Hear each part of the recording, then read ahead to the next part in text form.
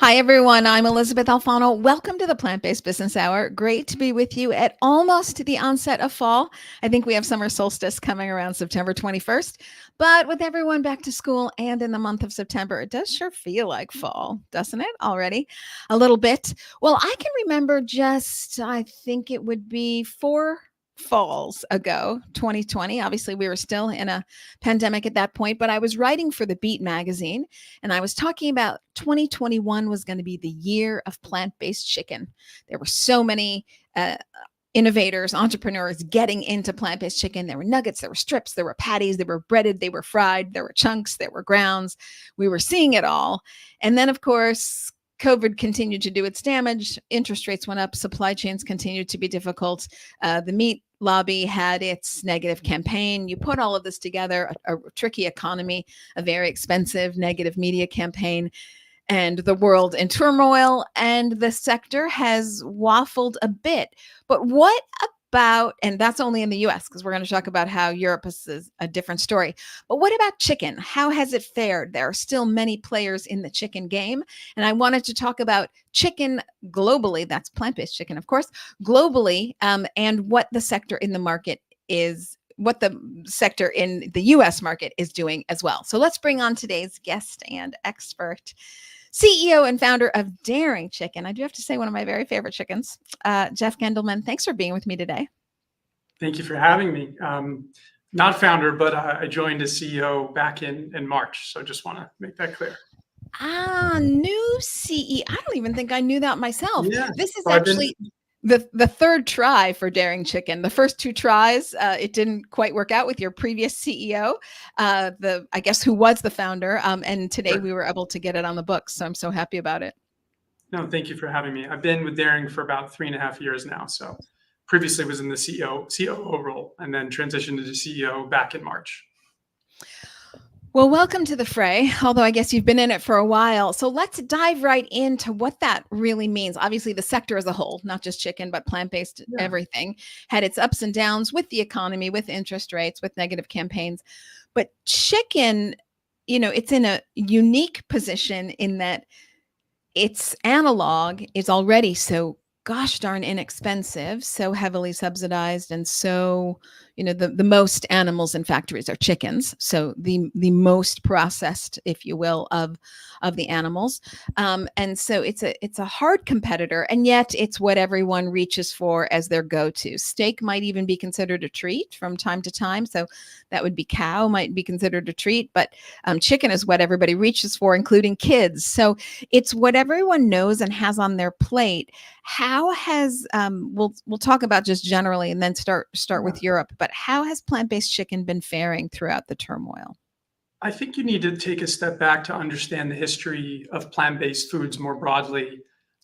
When the likes of Impossible and Beyond really catalyzed the premiumization of the category. And what they essentially did was try to recreate a meat analog experience in what Americans generally love, right? Which is, you put it on a bun, you put some ketchup on it, and it tastes like meat. You can have essentially the one-for-one swap. And that was the easiest way to put it on the grill and create that experience that I think, as we think about plant-based adoption and penetration, there's no better way than to attack the masses. Vegetarians and vegans only make up a very small percentage of the United States. So if you actually look at the animal protein comparison in terms of consumption, animal chicken is a $90 billion wholesale industry. And so what was fascinating about that is no one really focused on that as a meat analog concept, because the Impossible and Beyond Meats of the world felt like, let's just start with hamburgers and try to recreate that beef experience because it is so familiar for Americans. And so what you saw was very little penetration of even products and innovation that focused on chicken. And most of the products that you saw on market were minced TVP, textured proteins, covered in breaded material to try to just recreate something that tastes, kind of like chicken. And ultimately, anything that's breaded and fried tastes good, right? And so as you look at the plant-based chicken market today, it's around a $300 million, subcategory of the $1 billion total market size of plant-based meats within the frozen set. And so you've seen that adoption of chicken start to make more there's been more innovation, more focus from these companies in launching these SKUs. It's just sort of the next frontier beyond just the usage occasion of hamburgers, right? Of sort of meat, beef analog products. And I think ultimately, on a per capita basis, I want to say it's 100 pounds per chicken per year per person in the US, which is just absolutely a staggering statistic. So naturally, you're going to see that type of adoption and focus in chicken on the plant-based side. So, Daring founded in 2020 when we launched into Sprouts, and what we really focused on is cleaner label. 6 ingredients. You can't see it here, but this green, our original SKU is 6 ingredients using a technology called high moisture extrusion that ultimately allows us to deliver a clean product to market that, most consumers thought that's why they were gravitating to the space in 2020, 2021. A lot of products did not deliver on that. And that's been really where, in my opinion, Daring has solidified its positioning very thoughtfully into the marketplace. So I've got a bunch of stuff to follow up there. Yeah, First of great. all, in speaking with analogs, most people choose chicken thinking it's the healthier choice to bacon, let's say, in hamburgers. So you already have the health halo of chicken. And so you have to compete with that health halo. And as a plant-based chicken, be considered as healthy as, and I don't think chicken is healthy, by the way. That is Right. the perception, but not actually delivered. Really, I'm getting off target already. I mean, there's a lot of misinformation about food, period. And then a lot of misinformation about meat and a lot of misinformation on plant-based meat. So chicken, I wouldn't necessarily say as a health food, but is considered as a white meat and a healthier option to red meat. So how important were the 6 ingredients to you in keeping a healthy profile? I think consumers are looking for leaner proteins when they look to chicken, right? And what I don't want to do is talk about why the animal protein world is awful and take a position where I'm really cascading a negative view. What we need to do to be successful in this space is to create really good tasting, clean products that are derived from plant proteins that appeal to the masses of America. If we focus on that, on protein, on cleaner protein, that's going to have a much better messaging and positioning, in my opinion, than saying animal chicken is awful, beef protein is awful. You can have your views, but if we just focus on that positioning very thoughtfully, there's a ton of white space for us to capture and be successful. And that's how you effectuate change ultimately across the masses. So I challenge a little bit here because I know there's been this big run with plant-based isn't healthy enough. And we have to go for seeing the veggies in the veggie patty or what have you. And I'm of the firm belief that everyone talks a good health game, but people care about taste and price. And really, they care about price. So I know the Good Food Institute talks about taste, price, and convenience. And I talk about price, price, and price. I think minds are quickly changed when something is less expensive. And I wondered how you feel about fighting against your competitors, be they plant-based or analog, with price. What's happened is the demand curve did not quite come to fruition in the same way that the supply curve expected, right? And so normally volumes attract infrastructure, right? So proven demand attracts volume or creates volumes, which ultimately allows for infrastructure to create synergies, economies of scale, to be able to compete, on price. I think one of the best and worst things that happened in 2020 and 2021 is a ton of venture capital dollars came into the space and created a bunch of crappy product, right? And it turned away a lot of consumers. Once that sort of broader halo of brands fall off shelf and we really have a good growing base of products that meet the consumer demand, then you can start to really grow that demand. And then correspondingly, you'll be able to invest the appropriate infrastructure to support being able to be very competitive on price. The good news is our technology at significant volumes is something that can be very competitive on price. It's a function of, we're very thoughtful about which proteins we use. Obviously, soy protein is a little bit cheaper than pea protein. And we're not going to sit here and say we've solved every perfect thing in every perfect detail for every product that we've brought to market. But we're doing a really great job And we're doing it at a price that has allowed for 70% of our business to turn in the top 2 quadrant velocities within the broader retail ecosystem. So I think we're doing a great job. We're doing it at a price that allows for the margin to work. And so while we're not maybe there in food service, which I think is where ultimately a lot of volumes come into play, right? And food service is a price game. It's a quality and it's a price game. Sure. Our No dream brainer. is to deliver significant volumes to the K through 12 segment. I think Impossible Foods has done a great job talking about this. There are 30 to 35 million meals a day within K through 12. That's several billion pounds of protein a year. And so if you can just crack the code at some competitive pricing for one day a week or one day every 2 weeks, that's when it starts to really click and you're able to compete even more competitively on the price side. But $4.99 at Walmart for these products for 8 ounces is not that, it is still competitive relative to what's out there in the marketplace for delivering such a clean label experience. Yeah, so much to unpack there. So the marketplace, obviously very dynamic and things are changing. And so as this sector is working on reducing prices at the same time, general food prices have risen, and that means meat as well. So you see a little bit that price gap closing in just because of inflation and other things. So I think we're well situated for the future. And I think you're smart to focus on food service, which is really where I see a lot of the demand coming, and I see it coming for not the health reasons, although that's a bonus, but the sustainability reasons. So as universities, schools, hospitals, corporate cafeterias look to reduce their carbon footprint as they're supposed to do by 2030, and they haven't done anything. And in 2025, they're going to have to write out their 5-year plans of how they're going to get to 2030. And they haven't done anything. So I think food is a really cheap and fast way to start putting some numbers on the board about how you're reducing your footprint and taking your cafeteria 2/3, not 100%, just 2/3 plant-based. You put immediate numbers on the board for no money.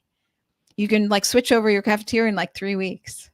Right. So, at least start, not 100% switch it over, but start to switch it over. And so it's a very easy, very inexpensive, quick way to get some numbers on the board. So I think sustainability for corporations is going to drive some food service business. And then I think for every yin, there's a yang. And so for the bad media campaign from the meat industry that appeared, it also put plant-based on the map. Many people hadn't heard of it before or cared or noticed. Right. But then they threw it in everyone's face and made everyone notice. And now that the dust has settled, I think it's not so foreign for people to say, like you said, one day a week, I'm going to switch it up just because I like change. Maybe it's because of price. Maybe it was on sale. Maybe I think it's healthier. Maybe I just like variety. So I think it's interesting. I want to jump in on something that you said, because I think if you look at tangential plant-based markets, like the plant-based milk space, I was actually at Califia Farms beforehand. I love them. It's a wonderful brand. I worked for the former founder, who's no longer with us, Greg Steltenpol, who's an amazing human. Okay, no, wait, stop. We have to stop. That is one of my all-time favorite interviews that I've done on this show. Cool. What a beautiful person. Oh my gosh. I mean, I often say on this show, I can't believe I'm still volunteering and doing the Plant-Based Business Hour. And it's because of interviews with Greg that I still do it. Oh my gosh, please go ahead. No, Greg's an amazing person and created a wonderful brand. And I think maybe doesn't even, isn't necessarily seen for the credit he really does deserve, in not just plant-based milks, but also the premiumization effect that translated into other sectors within plant-based, right? So in the 90s, everyone saw the rise of soy milk, and the milk lobbyists, the dairy lobbyists, poo-pooed the hell out of soy. They said soy is the worst thing for you. It took another 15 years until the likes of Califia were born in the early 2010s. I want to say around 2010, to premiumize the category and create a brand that resonates with the current consumer, that created a healthier product that they could deliver to market, and was able to do so beyond just obviously just soy as a core ingredient, but also offering these other, types of almond milks and oat milks that you see into the marketplace. That then catalyzed the Chobanis of the world, and the Oatleys of the world, even though Oatly's been around since, I believe, the 70s or 80s, something like an outstandingly remarkable. Yeah, right? It's over 25 years old.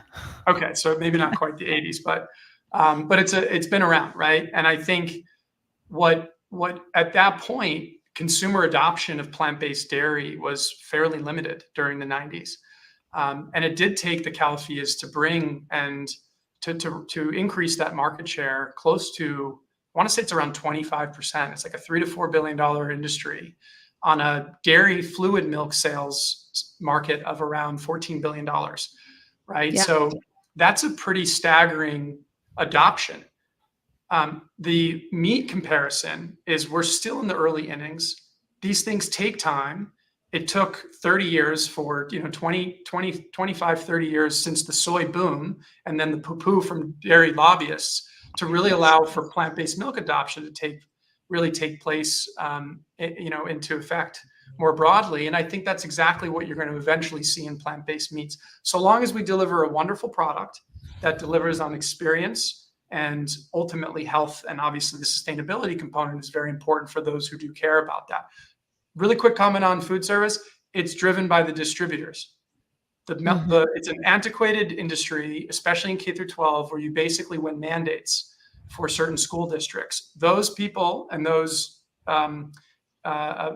entities control a lot of the volumes that reach our school districts. And ultimately, those school districts just adopt whatever they're ultimately being told. So it's not just the school districts. It obviously is driven by demand, but very importantly, needs to also come from the distributors to really buy into what's happening. So sorry to and political. It's quite political to get those contracts as well, which is where the power of the lobbies come in. But here I'll say, and I've interviewed Oatly, Bjorn, former CEO of Oatly, and he said something.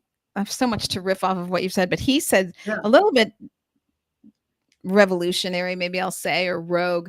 He said, we really don't care about the consumer in that we don't wait for the consumer to tell us what they want. And we don't wait for all of these surveys. And then we find out that the consumer says aspirationally, they want to be so healthy. And then ultimately they buy for price and taste. So they said they just needed to be one step ahead of the consumer, kind of anticipating where they were going. And I think Calafia Farms did a great job of that. I think Oatly's done a great job of that. One thing that's different though about dairy than about meat, and dairy I thought was closer to about 15% of market share, but as you say, about $15 billion. I didn't think it had reached as much as 25% of the market share, but quite significant. Dairy is pushed by, in my opinion, lactose intolerant. So 65% of the world is lactose intolerant. I mean, 2 out of 3 basically, and it's going to be higher in Asian populations and African and African American populations. So you've got a huge, they can't really handle milk, and because they can't get cheese out of everything because it's in everything, they're already suffering with cheese in their diet. Milk is an easy one they can replace themselves with cereal or at Starbucks or what have you. So there's that big driver that I don't know that we will have, but for plant-based meat. But there are other drivers. You had said you believe the average person, give or take, I think you said in the US, eats 100 pounds of chicken a year. Well, according to ourworldindata.org, as of 2020, the average American ate 280 pounds of meat. It's now 220. It's now 2024. So we're going to call that 300 pounds of meat a year. 1/3 of it's chicken. That's just not a sustainable. Right. That's not physically feasible with the food system that we have now. As China gets a middle class, India gets a middle class, Africa gets a middle class, and they all want meat. So you can't have people eating 300 pounds of meat a year. And we are high up there on meat a year, but we're not the highest.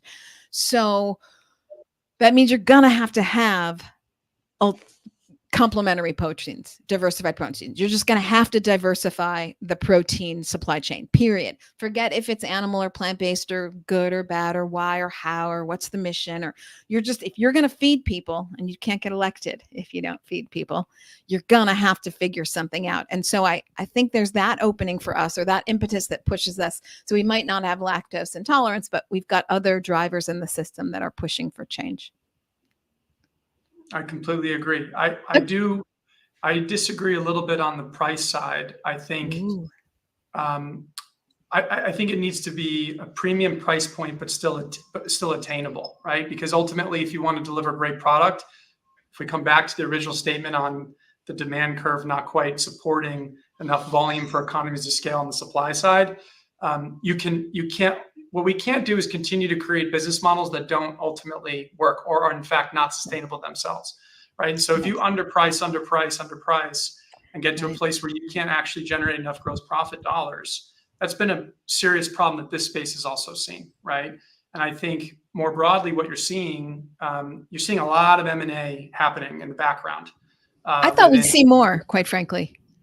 I think Q4 will gear up for a lot of activity. That's my personal opinion. I think people have been holding cash in their pocket, trying to understand what's going to happen to this space, see the continued sort of market data that they can speak to, and then there are brands that deserve to be here, right? I mean, I stand behind these amazing products, and I believe Daring has cemented a wonderful position with wonderful distribution across 15,000 doors in North America. So ultimately, that's something that is a very leverageable quality of ours as we think about continuing our sustainable path towards creating businesses that can actually work in this space, right? But if you go back to those influx of venture capital dollars, a lot of those businesses weren't generating enough gross profit dollars to cover all the overhead that went into supporting these businesses that we're trying to launch. And so I think that's what you're going to continue to see is these consolidation efforts to bring those same gross profit dollars to ultimately cover the overhead that you see in the marketplace. Great. I mean, I know that's how sad that is for an entrepreneur, but ultimately, you do need more volume to bring down the price. You can't just keep cutting the price and hoping that the equation will work. So hopefully in that M&A, we'll be able to either do that by cutting some costs and maybe, are you envisioning that these brands that are bought up will still live on? And so they'll just be done sort of in a Unilever fashion where there's one house that has many brands, or are you imagining that they'll just disappear? I think just like any normal market cycle, there's an influx when things get hot. A lot of brands come into place, and not every brand deserves to ultimately be on shelf. And that's just the nature of how market cycles work. I do envision there being several brands that have earned a spot on shelf, but at the end of the day, the frozen plant-based segment is only 2 grocery aisles essentially. So everyone's fighting for the same real estate. If you had 60 options in 2 different freezers, that's an overwhelming experience, right? You've got your Morningstar, your Gardeins, your Impossibles, your Beyonds, your Darings, and I think that creates more trust with the consumer along the journey of that developing relationship, rather than, oh wow, there's another nugget that's breaded at $3.99 in this new brand, right? That in my opinion, I don't think that delivers on what this space needs. Although I do see a lot of that coming from the white label grocery stores themselves. So, I've seen an increase. This is just anecdotal, not data statistics, but I've seen an increase in how much white label there is from Whole Foods and Sprouts and I guess a little bit of Ralph's. It's a nice segue into one of the questions that you sort of shared earlier around kind of the comparison to Europe, where private label is so much more prominent, right? As you think about adoption. I think the US is a little bit different. We love brands and we're still early in this cycle. Ultimately, private label takes place when that trust is created. But I think at the outset, we're still earning the respect and the relationship and the interest from consumers in the US. And that's where brand really does matter significantly. So, but here's the good news. The good news is we've seen the likes of Whole Foods launch virtually our same product using HME, very similar taste profiles, very similar ingredient number of ingredients on the label, and we've seen zero impact to our velocities on shelf. Great. And So it's building the category. I think it's now like that positioning allows for people who are very focused on price, even though Whole Foods is more of a premium shopper, to be able to correct, or it's just not working, and we're just sort of continuing to do what we think we're, putting up the numbers that we want to achieve. But yes, it's a good thing ultimately, right? I think so too. I think it's a good thing. And I think it's great for the consumer to have options. I mean, you really want people to have more than just, so sorry, I've got some construction that's happened. Hold on. No worries. You really want them to have more choice, more than just Beyond and Impossible and Morningstar and Gardein. So I'm happy when I see white label. I'm actually happy that that's happening. Well, let's talk about Europe, because a lot of the issues that we have here in the U.S. just do not exist in Europe. They are getting on the food systems transformation general concept much faster than we are. They're fighting it to some degree, but not as much. Of course, their meat lobby also very strong, but the average consumer, very focused on sustainability and the environment, understanding there's a connection between their food and the environment, and willing to just back off a bit, not go so hard. They're still eating meat, but they're incorporating diversified options. Seems so reasonable. Maybe you can talk about how plant-based chicken is doing in Europe and compare it to the US. Is that possible? We don't have distribution there, but I have spent a lot of time understanding and underwriting different markets as we think about future growth. There's been a nice pop-up of brands in Europe within actually the technology that we have today. And from a supply perspective and a contract manufacturing perspective, it's much more robust relative to the United States. A lot of the US brands tried to vertically integrate and create demand, which in my opinion was too much of an expensive problem to try to solve for. I think in Europe, you see much more independently owned contract manufacturers of plant-based foods, which allow the brands to also work and give themselves a shot. And then the private label volume ultimately works as their, as another segment of their business models. Planted in Switzerland does a very good job. They're very similar to, I think, what dairying represents in our success here. Weta in Spain have done a very good job building out kind of the plant-based chicken, adoption in Spain. I think they're, likely going to penetrate and explore other countries within Europe.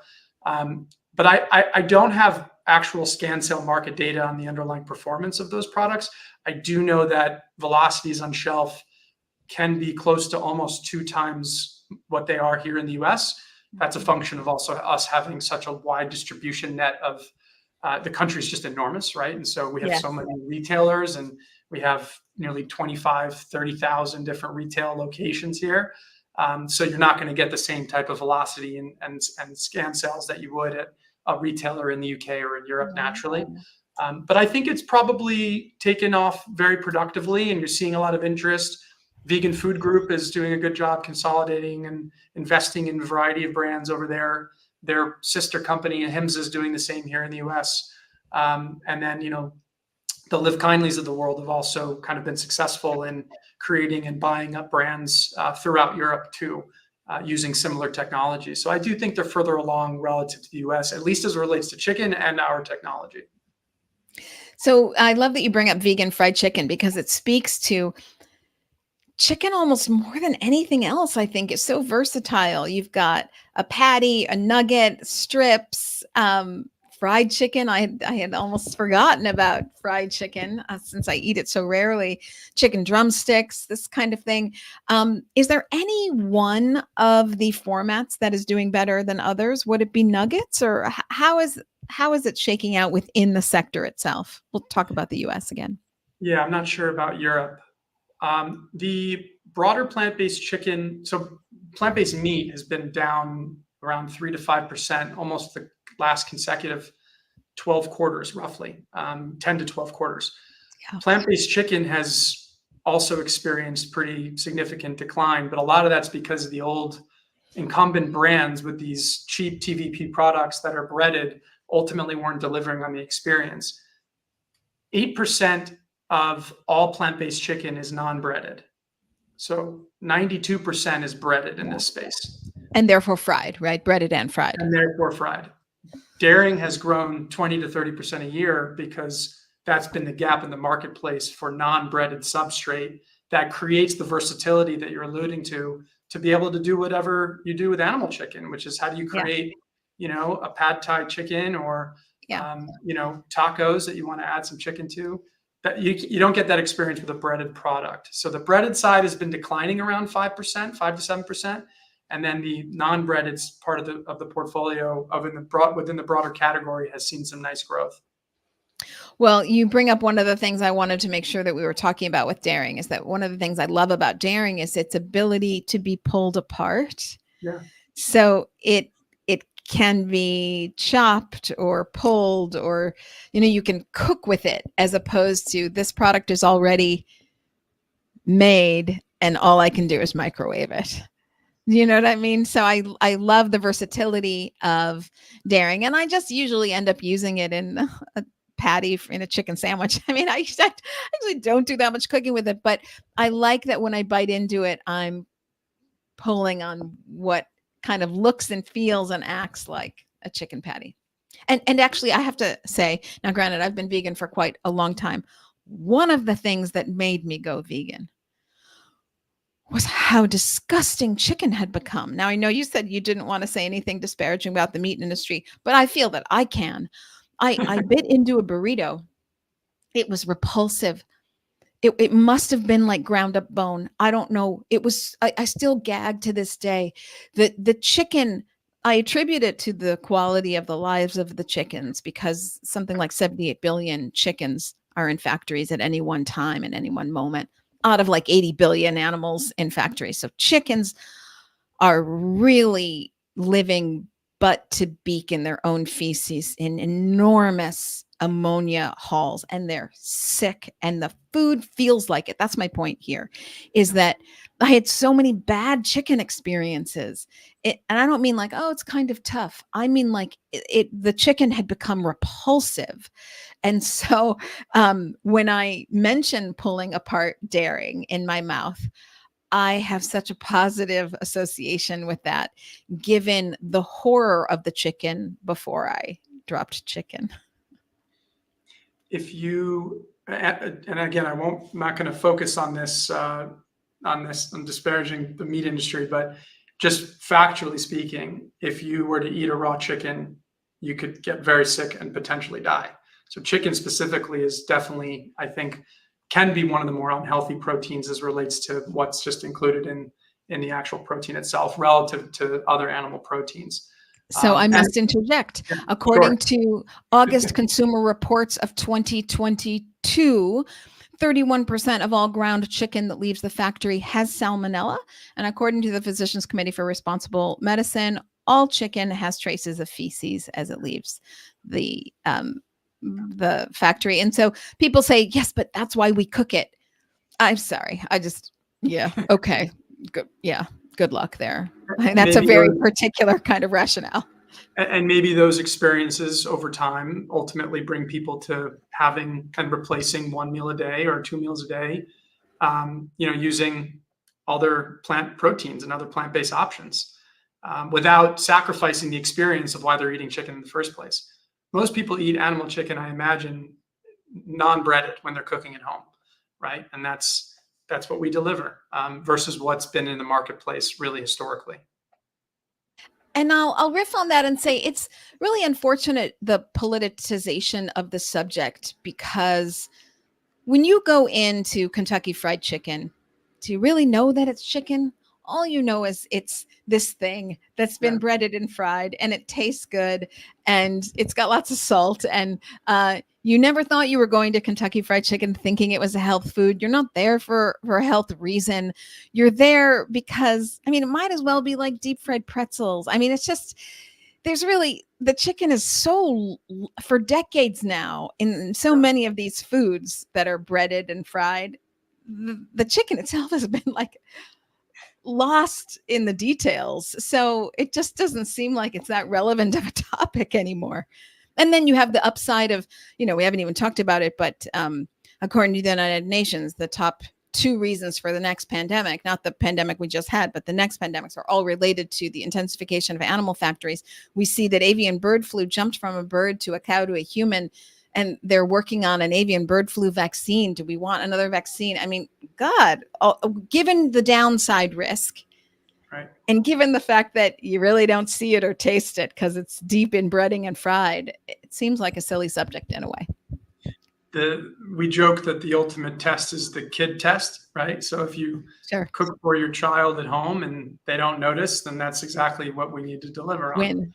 Yeah. Right. But I have a theory that long term there'll be greater dissociation from the animal protein when we even talk about plant-based chicken. I think longer term, and maybe this is a 20 to 30-year bet, kids won't care whether it's trying to recreate chicken or trying to recreate beef. It'll just be, here's your plant meat, and it delivers on protein and it tastes great, and here you go, right? Consumers need to be led into understanding, okay, first, this is what it's supposed to replicate, so this is why you should use it. This is the usage occasion for which you should try to cook this product. That creates familiarity, more comfort, and more sort of openness to adopting and trying something new. But ultimately, that will, in my opinion, I think that will go away. I think you'll just have plant-based meat products that are called that and that itself. Canadian regulation, for example, is very challenging as it relates to what you can and cannot say by labeling it plant-based chicken. I think there's similar rules and laws about the dairy industry in the UK and calling it plant drink versus plant milk. So, it takes time and sometimes there's challenges, but you just kind of have to tackle each one when they come across the table. I think these things are so silly because peanut butter isn't butter, and like the milk of an onion is not. I mean, it's just, okay, we're fine. That silliness is self-explanatory, so we don't need to go into it. I think I don't know, that I guess it'll take 20 to 30 years for those kids who are 7 years old now sitting at the dinner table to be purchasers. It'll take them, I don't know, 15 years at least. But I think it's going to happen a little sooner than that 30-year horizon, because young kids now, I remember the CEO of JBS's Planterra. Do you remember Planterra? One of the first brands to go down. It's a chicken brand. Do you remember? I know it well. Yeah. I loved that brand. I loved the guy who was running the brand. He's been on this show. And it was just a rounding error to JBS. And they just didn't want like the rounding error hassle. But it just, so they kind of threw in the towel, not because the sector was going anywhere, but they were just like, this is like just a rounding error. Really, that's what he explained it came down to. And he said that when he would feed his kids Planterra versus regular chicken, I mean, he wouldn't even bother. First of all, as a father, it's like it's his night to cook. He's like so busy. He would just like put it on a plate and hand it to them. I mean, he wouldn't like go into the explanation of, is it, but it is, but it's okay, kids, because it's kind of healthy. And I mean, he would like, thank God I got dinner on the table. That was his big objective. Right. And they didn't know the difference or care, or, and they liked the variety. And yeah. Their facility in Denver was an absolutely beautiful facility. I know. Had all the state-of-the-art technology. It would have, in my opinion, it would have done wonders to have that be kind of the go-to location for contract manufacturing here in North America of this type of technology. You really only have a few places that do it throughout the country, but it just shows you the demand curve we need to create volumes that match and support the supply. Ultimately, it's a rounding error that burns money, and that's not a sustainable business decision. I know what you're saying, but I also see it a little bit differently. So there's the carrot and the stick, and it was a rounding error to them. So they didn't put any marketing behind it. So nobody really knew about it. So no one really bought it. And so do you expect the consumer to like wake up in the morning, their alarm goes off, they're supposed to be getting their kids breakfast and go to work, but instead they're thinking about like, plant-based chicken, should I have it? I mean, no, you have to like tell them. Right. You have to, this is what advertising is. Is it manly to eat meat? Well, we could easily do ad campaigns that say it's manly to eat vegetables. Your blood flows better. Your sex life is better. You could make a Great campaign on that. You tell people what it is. That's the whole point. And they just didn't spend any time there. And they didn't spend any time there because they didn't have to, because government wasn't fine. JBS has got some serious environmental issues. They're about to be blocked from being listed in the US as a public company because of their environmental problem. They've been fined by the state of Illinois for dumping into the water their manure from their manure pits, et cetera. So, companies got some real problems, but there wasn't the stick forcing them to change. They were externalizing those costs to society and saying, well, you clean up, you figure it out. Had there been real regulation behind them for all the damage that they're putting out to society that then we pay for, not just in our healthcare costs, but in our cleanup costs, they would have stuck with it. So I feel that there's some government responsibility therein, in that some of these large food companies are bad actors and they get away with being bad actors. And that's unhealthy ultimately for all of us. It's a little bit of a tangent. No, I think it's well said. I agree. Okay, so the sector, here we are 40 minutes in, and I haven't even talked to you yet about predictions. So all this about where we were, where we are, M&A, there's, what the problems were, who's left standing, Daring being one of them with their great taste and functionality, not to mention that healthy 6-ingredient profile. So, okay, this is where we are today, still standing. Yeah. Where are things going? If you can tell me what Daring's working on, great. If you can't, still, I'd love to hear what is coming for Daring and what's coming for the sector. I'll start with Daring specifically. We believe that we should continue to lean into what's working well, which is our non-breaded portfolio. Great. I think where a lot of challenges come with businesses is they try some things, it works out, and then there's this, excitement phenomena where, we need to now launch into like 6 different product categories. Most CPG big conglomerates like to see proof of track record, right? And ultimately knowing that you can play really well in your specific sandbox. So we've got 4 SKUs. We have 6 SKUs in the frozen pieces set, with an average of 3 to 4 across the 15,000 doors and locations that we have. We've seen that flavor is something that's been a nice additive to our portfolio, right? If you look at Cajun and lemon and herb, we have a buffalo and a teriyaki. You can't see the rest of them. But naturally there's just other formats that you can lean into this non-breaded part of the portfolio. And that seems to be what our consumers really love about us. We launched into our second product category, mainly to appeal to a different consumer, into the frozen meal space, to be able to offer vegan entrees, which are microwavable. We are planning for something that I'll announce fairly soon. But currently we've got 5 different SKUs on the frozen meal side. We'll continue to launch our own. We'll also continue to launch and work with brands that have larger presence, where Daring is a core ingredient as part of the overall finished product, right? So we don't want to forget about who we are, which is that we're a clean label protein provider in the chicken space that can show up amazingly on shelf as a brand, but we can also be co-branded or an industrial ingredient supplier to other brands that want to use Daring as a product. So format is something that we're thinking about. We'll share a little bit more about that soon. And then on the meal side, we've got some fun things that we're working on to be able to, where we think the next level of consumers might be interested beyond what we're really appealing to today. But it does take marketing dollars. I think you hit the nail on the head with JBS. This is a fight for shelf space, slotting fees, and then you got to spend money to make it a cool brand and to get people to look at you. And that's not always an easy thing to do. On the category, I think I alluded to this. I think you'll see a lot of M&A activity. I think you'll see brands come off shelf. People forget, and there's this halo effect about the segment. Still $1.4 billion or $1.4 billion industry, and $1.4 billion market. And so this has been around for a long time. It's not like plant-based meat is new. Right. And so eventually you hit the floor. And I think that's where we're getting pretty close to, if not already. Those ancillary long tail brands come off shelf. The big incumbents continue to decline in market share because the consumers it's not delivering on the consumer experience.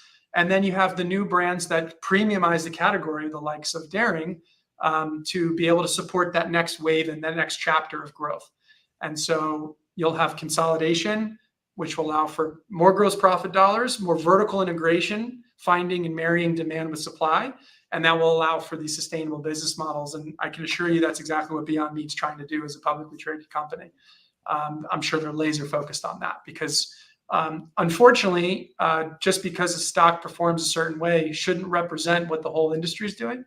And a lot of times I get feedback from investors or even from just the community saying, oh, it's, I see Beyond's not trading well. How do you think about that? Well, we're doing just fine. We're controlling what we can control. We're growing 20 to 30% a year. We've got a pathway to profitability.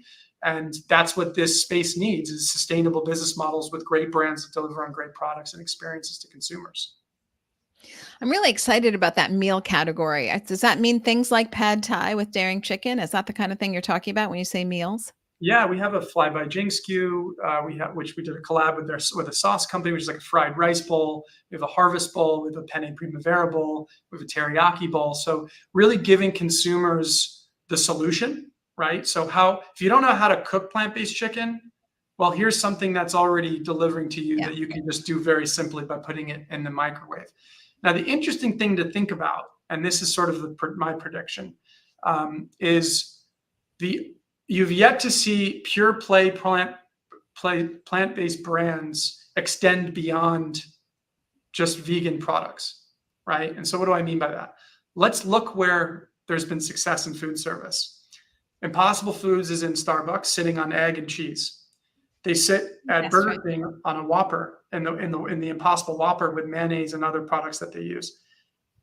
This is, in my opinion, a very interesting time to see what's working in food service and how pure play plant-based brands, say that 10 times in a row, are willing and interested in trying to create products that may gear more towards the vegetarian consumer without offending or dishonoring or appealing to their potential core customer that's maybe vegan at heart and continues to buy your product each day, each week. Even though for us at Daring, just to be very specific, more than 50% of our consumers are flexitarian, is what we call them. So they eat meat and they eat dairy, or they consume dairy. So prediction is what's the tug and pull between gravitating more towards vegetarian? I think you've seen Clean Label start. Beyond Meat's really taken a solid stance on that. Yes. And so how does that translate? What's the next frontier of broader adoption when you can start to use animal cheese as a potential ingredient? Understanding that you may feel philosophically against that. But if that's how you effectuate change, what are the willingness of the brands to make certain bets to really try to create volume and scale, which then, by the way, support the economies of scale that we spoke to at the beginning of the interview or the podcast, where we can now start to really compete on price. I have so many thoughts on this. I'm very interested to see where this goes. I had always hoped that these kind of hybrid products of which you speak would happen with cultivated meat or precision fermentation cheese. So I was hoping we might see some hybrid there with like real cheese or real animal fat, but then animal fat perhaps coming from cultivated fat or precision fermentation, at least for the sustainability of it, not in as well as the animals. But so I think there's some reason for hope there. It'll be interesting, but there's some time that still is needed for those products in terms of innovation. So it's interesting that you think there'll be maybe products with cheese. I know the Tattooed Chef did that. They are now out of business. They had a lot of their bowls. I want to say 50% of their bowls were vegetarian, not vegan, had cheese. But, cheese is just it's going to mess up your health profile if you're going for that. So I think it'll be very interesting to see where it shakes out. My prediction is this mad craze of like, the meat industry told us we need to be healthier. Sorry. The hamburger makers of the world told us we need to be healthier. And we've been running on this rabbit chase for this. I mean, good for Beyond Meat for just doing the best they can do with their label. But I don't think the consumer is really caring all that much. I think that this they care, but they want taste and price, in my opinion. So I think if Beyond Meat, which I love that product, if they can nail taste, which in many ways I think they've done, and they've, you can't grill a veggie burger on the grill. The thing falls apart, and now Beyond and Impossible don't do that. They really stand up to those meat analogs. And so I think as long as, you get your label as tight as it can be, but people grabbing a hamburger, I don't know that they're that health conscious. They're grabbing a hamburger with, But why are they grabbing chicken or plant-based chicken? well, chicken's different. Yeah, chicken's different. They are going for that halo. So chicken more than a beef replicate needs to have a halo. So I think you're smart to have a short ingredient list and then focus on, taste and health and working with other brands. I think white label or any possible collaboration there is a great one. Okay, a couple quick exit questions on our way out. Sure. These are meant to be super fast. Sure. One sentence or even one word. Let's see how you do. What do you wish you knew 10 years ago that you know now? I would say, I think it's a balancing act between trying to do a lot of things and also staying the course in certain instances. Great things take time, right? And so I think what you see within a lot of the millennial and even Gen Z demographic is folks just are impatient and move and make decisions and don't. While that's great because it brings and adds to your toolkit, I think there is I think a lot of folks oftentimes forget that great things take time and you need to invest that time accordingly to be remarkable or excellent at what you do. Yeah. Pace yourself for the long marathon. If you're having a bad day and things aren't going your way, what's a phrase you tell yourself to get yourself back in the groove? I just control the things that I can control. And that's something that we talk about at Daring. Sometimes you have a bad day, you catch and release, you move forward, you look to the next play, right? If you had a bad shot, you kind of get back up on your feet, run back down the court and move on. So control the things that you can control, which is your attitude, the way you approach people. I think it's an important thing to be able to at least lead with as well. Same bad day, you didn't have time for lunch. What's your go-to snack? Mother's homemade almond butter with a little bit of like an apple sliced up. It's great. She makes an amazing almond butter. Your mother makes homemade almond butter? The best. Stacy, shout out Stacy. Oh, isn't that good? Peanut butter and apples is always one of my faves. Chunky peanut butter for sure. Yeah. Level-headed Jeff Gendelman, CEO of Daring. Thank you for being with me today. This came together kind of last minute. So thanks for your patience. Thank you for being with me. You stay put and don't go anywhere. But everybody else on Facebook, YouTube, and LinkedIn, I will see you all next week. Welcome to fall, everybody. I'll see you actually in New York from Climate Week. Bye, everybody. Thank you.